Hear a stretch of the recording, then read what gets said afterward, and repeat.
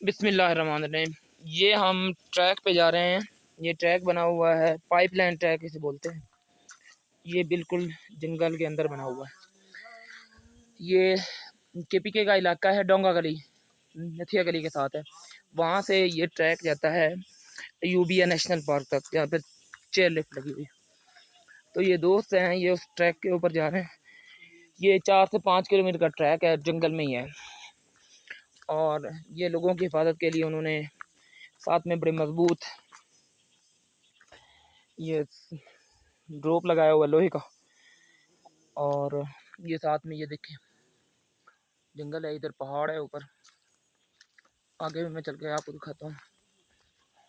ये पहाड़ है देखें, और इधर ये सामने व्यू आ रहा है।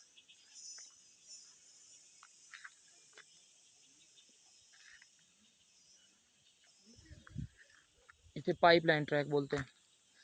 ये 4 से 5 किलोमीटर का ट्रैक है।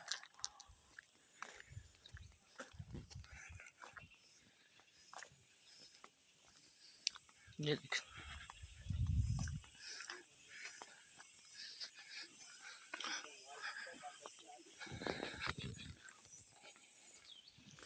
वो दोस्त जा रहे हैं। मैं थोड़ा सा वीडियो की वजह से स्लो हो गया।